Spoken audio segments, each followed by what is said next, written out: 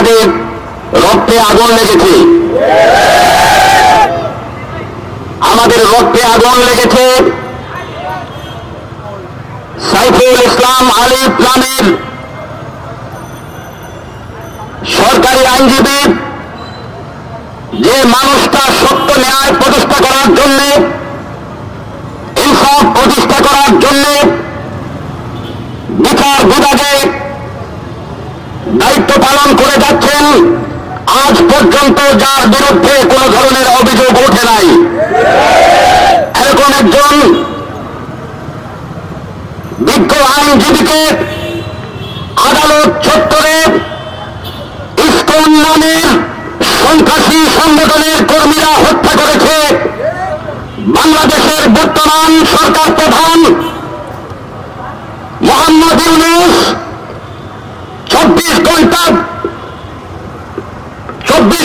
সময় চলে গেল, 48 ঘন্টা সময় চলে গেল, 72 ঘন্টা সময় চলে গেল, এই সরকার এখনো পর্যন্ত দুষ্কৃতিকারী, হত্যাকারী, সে সকল সন্ত্রাসীদেরকে জনসমক্ষে পরিচয় করিয়ে দেন নাই। আমার কথা একটু কঠিন হয়, আমি জানি, আমি কথা একটু কঠিন বলি। আমার কথা হল, হাজারো ছাত্রের রক্তে বর্তিত এই গণঅভ্যুত্থান এবং বিপ্লবের মাধ্যমে এই নতুন বাংলাদেশের মধ্যে যিনি সরকার প্রধান রয়েছেন, ওনার দায়িত্ব হল এই আইনজীবী নিরপরাধ এক মহান ব্যক্তিত্ব যাকে শহীদ করা হয়েছে, ওনার হত্যাকারীদেরকে শুনেছি 6 জনকে গ্রেপ্তার করা হয়েছে। যদি সত্য হয়ে থাকে তাহলে কেন ধারাচাপা দেওয়া হচ্ছে, এটা আমরা জানতে চাই। এই 6 জনের পরিচয় কেন মিডিয়ার সামনে উপস্থাপন করা হয় না? যদি দেশ চালাতে না পারেন তাহলে ব্যাংকের কাছে চলে যান, সমস্যা নাই।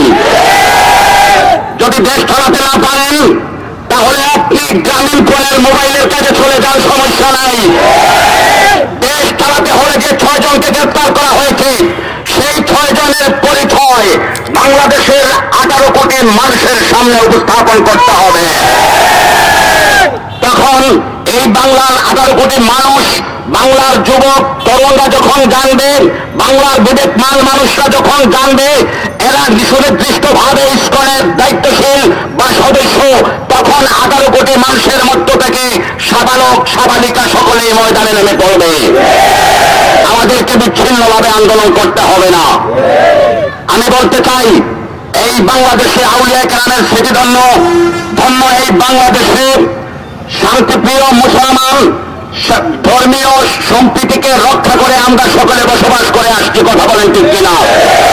এই 56,000 বর্গ মাইলে মুসলিম, হিন্দু, বৌদ্ধ, খ্রিস্টান বা অন্যান্য ধর্মাবলম্বী যারা রয়েছেন, সকলেই আমরা এক দেশের একটি নির্দিষ্ট ভূখণ্ডের স্বাধীন ভূখণ্ডের নাগরিক হিসাবে সবাই বসবাস করে আসছি নিরাপদভাবে, এতে কোনো সন্দেহ আছে? কিন্তু ইসকন নামের ধর্মীয় হিন্দু ধর্মীয় ইসকন নামের এই সন্ত্রাসী সংগঠন সিলেটেও গেল 2 বছর আগে সিলেটেও শৃঙ্খলা করেছে, সন্ত্রাসী কার্যক্রম চালিয়েছে, আপনাদের হয়তো মনে নাই।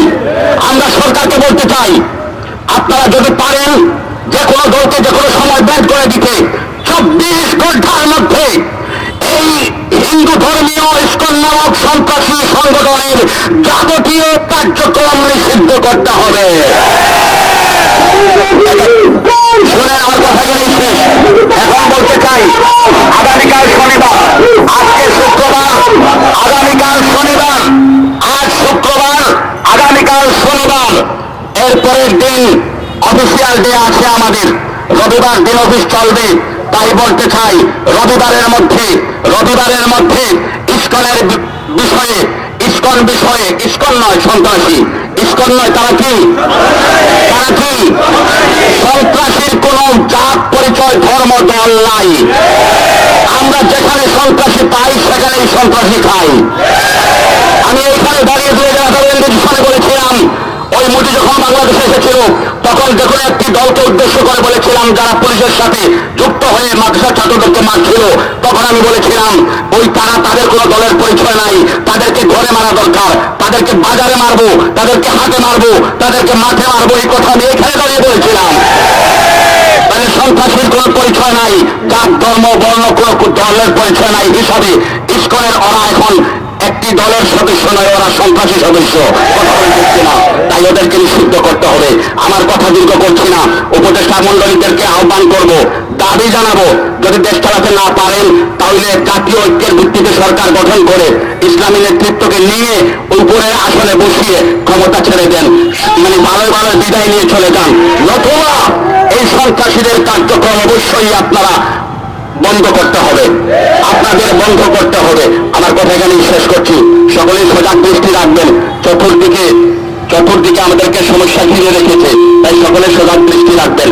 আমরা আছি, আমরা থাকবো, সন্ত্রাসী যেখানে তাদের প্রতিরোধ করতে আমরা সদা প্রস্তুত। আলহামদুলিল্লাহ।